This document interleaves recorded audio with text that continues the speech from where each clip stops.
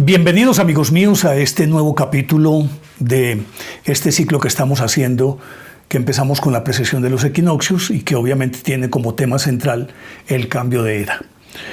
No voy a seguir el orden que traía en la temática, porque considero que este tema que vamos a abordar hoy es supremamente crucial y de muchísima actualidad, y que encaja perfectamente dentro de toda esta convulsión social a la que se somete la humanidad cada vez que existe un cambio de era. Pero antes de comenzar, yo quiero invitarlos para que se suscriban en mis redes sociales. Nuestra fanpage es Néstor Armando Alzate TV 2021. Si les gustan los contenidos, denle me gusta. Espero que les guste y que le den me gusta y activen la campanita para recibir notificaciones. Recuerden que en Facebook aparecemos como Ilógico, en Instagram como Néstor Armando Alzate TV 2021, en Twitter como Ilógico Producciones, en Spotify, que tenemos unos podcasts bien interesantes que son temáticas distintas, aparecemos como Ilógico. Vayan y escúchenlas también. Y si les gusta, naturalmente, denle me gusta y activen la campanita para recibir notificaciones. Y si tienen algún comentario o alguna crítica, lo que ustedes quieran, pueden escribirme al WhatsApp 313-550-4232. Lo importante es que se suscriban, le den me gusta y activen la campanita. Pues les decía que este tema es crucial, porque yo creo que todo el mundo está pendiente de lo que está ocurriendo. Justamente hace 60 años, no por fecha exacta, sino por año, en 1962, se dio un hecho que tuvo al mundo en vilo. Se supone que estuvimos a 5 horas de que prácticamente se extinguiera la civilización, se extinguieran todas las especies del planeta. Fue en octubre, entre el 15 de octubre y el 28 de octubre de 1962. Estoy hablando de la crisis de los misiles de Cuba. En ese momento ya Cuba había consolidado su revolución y había firmado un acuerdo comercial, político, ideológico y demás con la Unión Soviética, porque siendo muy paupérrima su industria, dependía en todo de la asistencia económica de la Unión Soviética. Y la Unión Soviética, entonces, determinó comprarle toda la producción de azúcar. En ese momento Cuba era, yo creo que el mayor productor mundial de azúcar, y le compró entonces la Unión Soviética 10 millones de toneladas anuales de azúcar. 10 millones de toneladas, que era prácticamente toda la producción. De pronto quedaba un poquitito para el abastecimiento interno. El resto se lo llevaba la Unión Soviética. Era una forma de subvencionar la revolución cubana, pero a su vez también recibir un beneficio, entendiendo que en aquella época la Unión Soviética y hoy Rusia es el país más grande del planeta. Y mucho más en aquella época en la que tenía 15 repúblicas bajo su férula, metidas en su puño. Y entonces la Unión Soviética, manejada por Khrushchev, mientras que en Estados Unidos estaba Kennedy, estaban en plena Guerra Fría y se mostraban los dientes, se gruñían, pero no pasaba de ahí. Y Khrushchev inclusive llegó a quitarse un zapato y golpear el atril en el que estaba hablando de las Naciones Unidas, haciendo bravuconadas. Pero como la OTAN, que aglutinaba y sigue aglutinando a todos los países, en principio, que pertenecían al bando aliado, y luego se fue ampliando su espectro a otros países que, sin ser de los aliados, formaban parte de este bloque occidental. Y entonces, por lo tanto, la OTAN desplegó construyó bases y desplegó cualquier cantidad de ojivas nucleares alrededor o en la frontera, en este caso vendría a ser la frontera occidental de Rusia, frontera oriental del bloque europeo. Instaló ahí una cantidad de misiles en Turquía, en otros países que no recuerdo en este momento, pero que apuntaban las bocas apuntaban las ojivas hacia la Unión Soviética. Khrushchev, entendiendo que tenía un aliado cuasi incondicional, y lo digo cuasi incondicional porque aunque diferían en algunos puntos de vista, pues al depender Cuba económicamente de la Unión Soviética, pues tenía que aguantarse el varillazo. Y dijo, bueno, si ellos tienen aquí, ¿por qué no puedo yo allá? Entonces desató la crisis de los misiles. Empezó a mandar misiles y plataformas de lanzamientos de misiles a Cuba en junio de 1962. Empezaron a instalar a construir estas instalaciones. Y Estados Unidos se la olió, sus espías obviamente se dieron cuenta de que algo raro estaba ocurriendo. Y mandaron el U-2, el avión espía más potente, más importante y más avanzado tecnológicamente de la época, que vino a sobrevolar a Cuba permanentemente a una altitud increíble. Y con la tecnología que tenían, pudo constatar cómo se habían instalado las plataformas de lanzamiento y cómo se veían los misiles tierra-tierra, tierra-aire, aire-tierra, de largo, mediano alcance.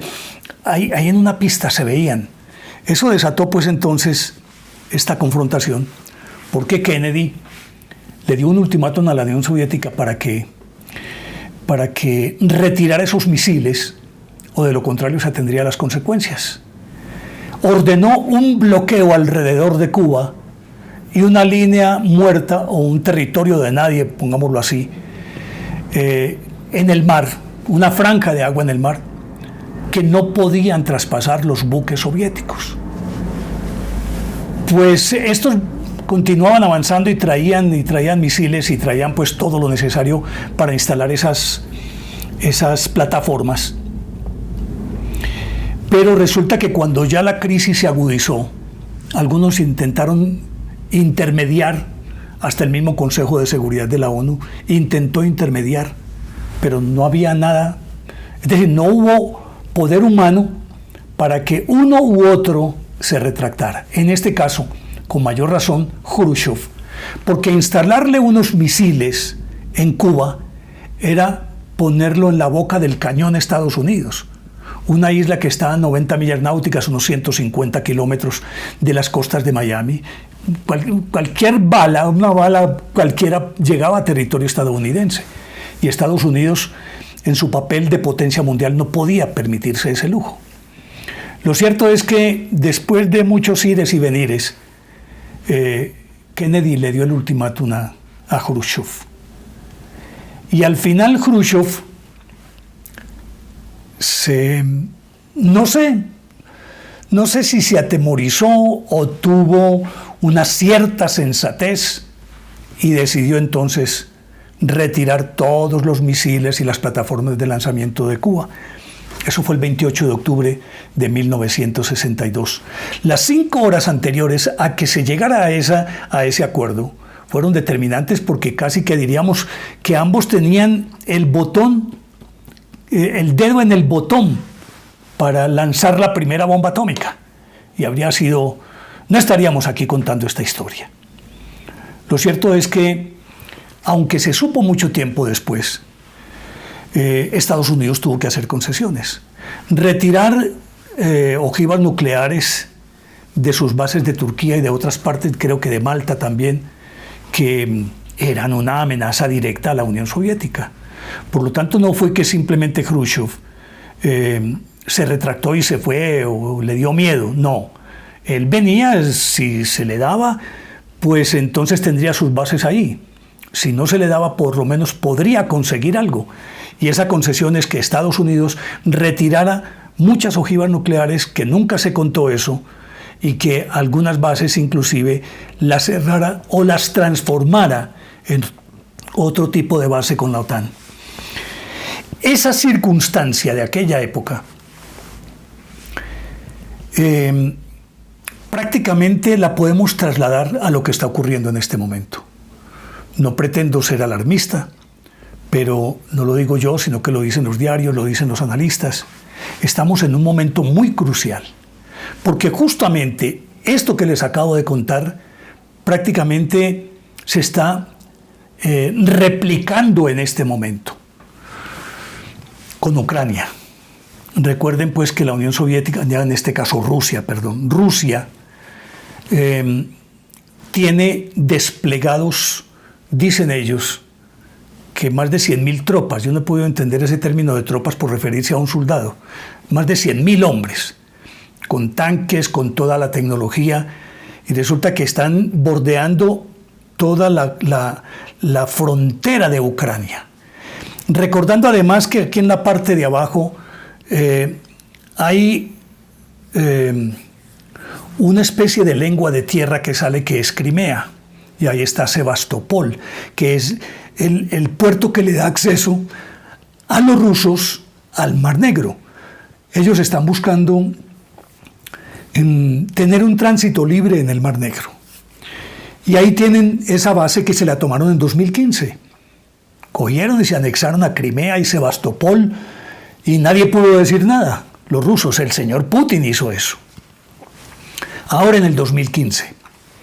Y entonces, mientras en la frontera alrededor de Ucrania están desplegadas todas esas tropas, todo ese armamento, todo lo que ustedes quieran, que no es sino que alguien diga, hey, adelante, e invaden a Ucrania completamente, aquí en el otro lado, ahí están Estonia, Letonia, Lituania, aquí encimita de Ucrania está Bielorrusia, que Bielorrusia sí es muy prorrusa, es prácticamente un satélite ruso, pero Letonia, o de arriba hacia abajo, Estonia, Letonia y Lituania ya pertenecen a la OTAN. De ahí siguen otros países como Rumania, otros tantos hacia abajo, y resulta que ahí la OTAN también tiene desplegadas todas sus fuerzas. Ucrania está aquí en el centro y es como una especie de tapón entre Rusia y Europa. Es una especie de tapón que además su ubicación geoestratégica es supremamente privilegiada porque abarca una muy buena parte de la costa del Mar Negro. Por eso Rusia se le metió por acá por debajo y se tomó a Crimea y Sebastopol para tratar de hacer un movimiento envolvente que hasta el momento lo ha logrado. Y mucho más que en esta parte que es en la frontera rusa, viene a ser la frontera oriental de Ucrania. Hay varios conflictos que son el de Donbass, y otros que se han tomado los rusos o que son prorrusos, entonces hay tropas rusas ahí, todos quieren pertenecer a Rusia y prácticamente son regiones autónomas que ya ni siquiera pertenecen a Ucrania. Y por este otro lado, como les decía, está la OTAN. Resulta que en este momento están pujando ambas potencias para ver cuál da su brazo a torcer. Pero resulta que en la mitad, a la hora de la verdad, más allá de que Putin pretenda invadir a Ucrania, es que hay de por medio, yo creo que el negocio más grande, más importante, más costoso y más productivo, que es petróleo y gas. Rusia es el mayor productor de gas en el mundo. Aquí tengo unos datos bien interesantes. Rusia tiene las mayores reservas de gas natural del mundo, la segunda mayor reserva de carbón y el octavo lugar en reservas de petróleo. Pero desde el 2012, Rusia es el mayor productor de petróleo en el mundo, sobrepasó a Arabia Saudita y produce 10 millones de barriles al día, 10.120.000 barriles por día. Rusia es el mayor exportador de gas en el mundo, con el 24% del gas que se produce en el mundo. De ese 24, el 22, y tiene el 22% de toda la producción mundial.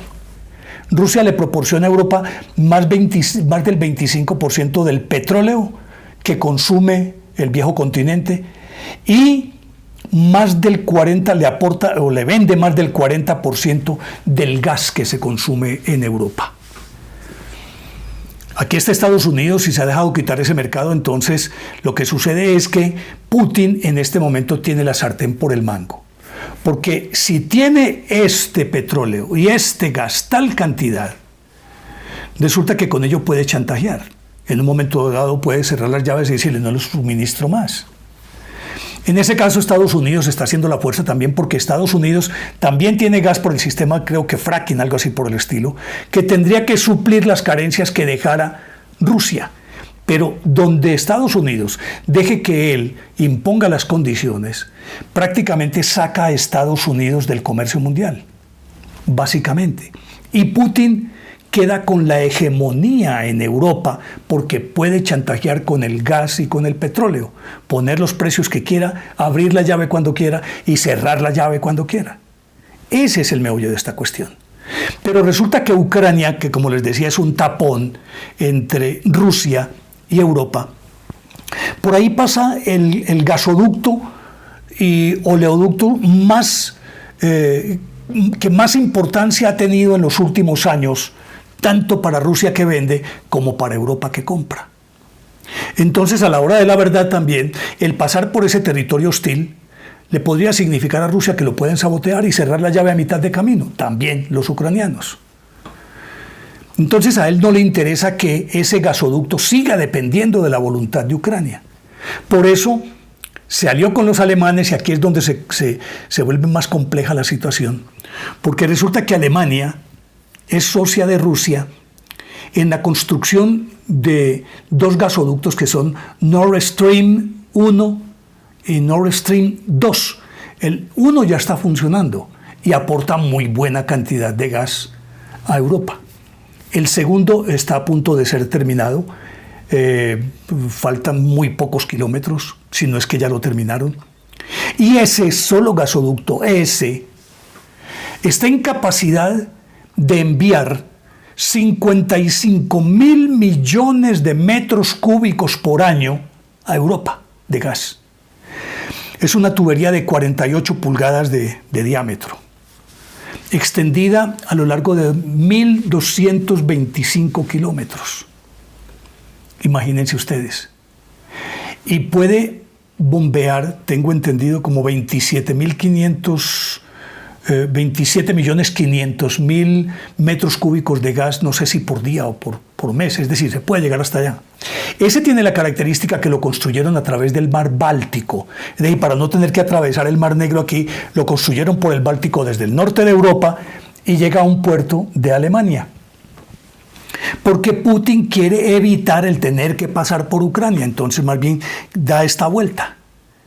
Lo extraño es que en este momento Alemania está siendo presionada por los demás miembros de la Unión Europea para que también promulgue sanciones contra Rusia por lo que está ocurriendo, por la hipotética invasión a Ucrania o la potencial invasión a Ucrania que a ojo de todo el mundo, si no se soluciona rápido en el Consejo de Seguridad de las Naciones Unidas, que los dos se han levantado de la mesa y ambos están lanzando dardos y diciéndole el uno al otro bravucón y demás, si no se arregla ahí, si se llega a un punto en el que Rusia no da su brazo a torcer, porque es lo que quiere Occidente, entonces habrá una guerra.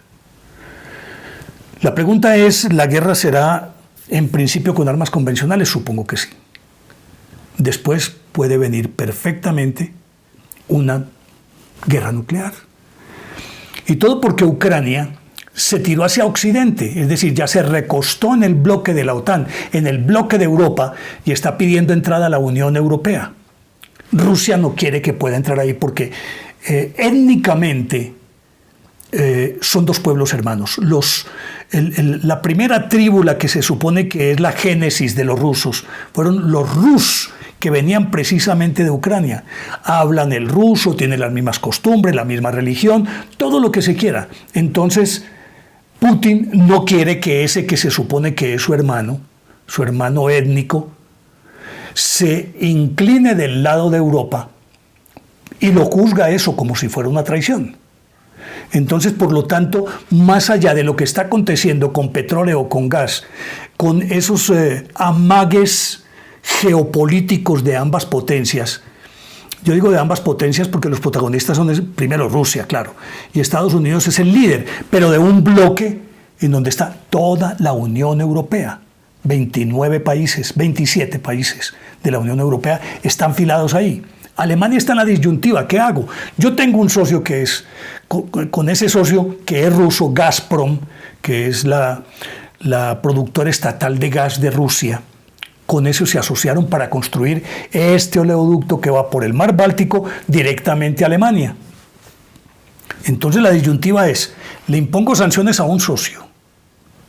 Aunque están diciendo que no pueden mezclar, que una cosa es la cuestión del petróleo y otra cosa es lo geopolítico. Pero ustedes saben que entre políticos no hay una línea más difuminada que las negociaciones, recordando que diplomacia es el arte de arrodillarse lo suficiente para quedar por encima de los demás. Así lo decía Maquiavelo. Entonces, están jugando con una dialéctica, están en una retórica de palabras prácticamente para tratar de zanjar la situación.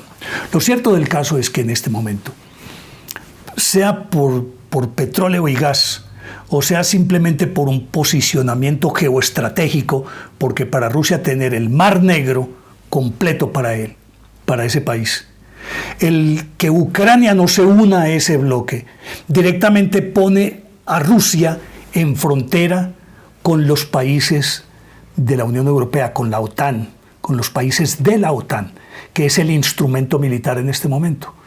Es el gran ejército que tiene reservas de todos esos países y que tiene todo el potencial militar. Es la fuerza más grande que hay en el mundo en este momento y quizás la más letal, que con seguridad Rusia, a pesar de que tenga todo el poderío militar, no puede con estos a la hora de la verdad. Obviamente que eso se iguala en cuestión de ojivas nucleares. Si es por ejércitos convencionales, obviamente que la OTAN es mucho más que Rusia. Entonces, por lo tanto, todo el mundo, o diríamos que en este momento el mundo también pende de una espada de Damocles, o pende sobre la cabeza de Europa, y por ende del mundo una espada de Damocles, con seguridad.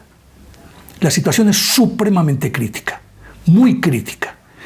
Y entendiendo que del lado ruso hay un líder que es un hombre prepotente, arrogante, tiene grandes dotes de mando, es un líder por excelencia, un hombre que conoce profundamente los entresijos de la política internacional porque fue director de la KGB, o sea que conoce cómo tratar con espías, cómo ingeniarse estrategias desde la perspectiva del sabotaje para enfrentar a Occidente. Y Occidente tiene un líder que es Biden, un hombre que es mesurado, que aunque tiene un carácter firme, tiende más a la moderación. Y eso podría dar la sensación de que es un hombre débil y blando. Con mayor razón, si en este momento ya no está en el escenario la figura central de Europa, y no sé, probablemente también por eso Putin esperó hasta este momento, diría yo, es una especulación de mi parte, no está Angela Merkel, que era como el polo a tierra, era la líder natural de la Unión Europea, era la que ponía las condiciones, era la que manejaba la Unión Europea, en compañía de Emmanuel Macron, el presidente de Francia, pero mucho más Angela Merkel, una mujer increíblemente inteligente, una gran líder, yo no voy con ese cuento de lideresa, ¿no? Una gran líder mundial, una mujer de un talante diplomático y una capacidad para resolver, que yo digo, difícilmente puedo encontrar otra persona con esas características, que me recuerda la firmeza de Margaret Thatcher, pero le une la capacidad diplomática de ella, esa astucia. Y de pronto tiene también la bondad de una abuela que gobernó a Israel en un momento crucial de su historia, cuando creo que estaba la guerra de Yom Kippur, o tal vez la de los 6 días, la de 1973, más bien creo que la del 73. Esa abuela era Golda Meir, una abuela con ese talante bondadoso, pero también con una firmeza impresionante. Merkel da esa sensación, pero ya no está Merkel. Por lo tanto, hay un vacío de liderazgo ahí en Europa. Ese vacío pretende coparlo Biden, pero la Unión Europea tampoco le va a abrir la puerta entera a Biden, porque también tienen sus diferencias en cuanto a economía. Pero en la mitad está Europa. Y la existencia de Europa depende de todo esto. Imagínense un invierno bien crudo y que Rusia cierre el tapón del gas. ¿Cómo tienen calefacción? O cierre la llave del petróleo. ¿Cómo se circula en Europa? La situación es supremamente crítica, muy crítica en este momento. Y aquí tiene que pesar la sindéresis de los líderes de uno y otro bando, que gruñen, se muestran los dientes y tratan de parecer mucho más bravucones, como sucede con los gorilas cuando van a pelear con otro rival, que se levantan lo suficiente, expanden todo su torso, abren los brazos y emiten unos sonidos guturales impresionantemente profundos y estridentes que intimidan a cualquiera. Eso es lo que yo creo que están tratando de hacer, uno y otro bando. Pero yo creo que no es el momento como para que se llegue a una confrontación, sino que es el momento de conversar, porque depende de esto la continuidad o la perpetuación de la especie humana. Y no podemos ser tan arrogantes y prepotentes de creer que somos los dueños y que hay que eliminar al otro a como dé lugar. O sea, en resumen, hay una confrontación geopolítica, de dominio, de posicionamiento estratégico geográfico. Ahí. Ucrania es el estorbo. Bielorrusia aquí encima es la que le ayuda a la Unión Soviética. Pero antiguas repúblicas soviéticas como Estonia, Letonia y Lituania forman la otra parte del telón que divide a Rusia con Europa. Y estos ya son de la Unión Europea y están en la OTAN. El tapón aquí es Ucrania. Tener a Ucrania es tener, diríamoslo, el corazón de Europa, que le permite el tránsito libre a Rusia hacia cualquier parte e imponer condiciones. El petróleo y el gas en este momento son las monedas de curso para que ese conflicto no llegue a, diríamoslo, acabar con la civilización, con Europa. El gas y el petróleo son el combustible, son en la moneda de curso con la que están negociando.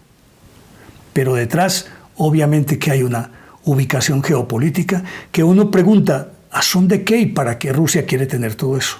Si ya es el país más grande del planeta. Si ya el comunismo no existe.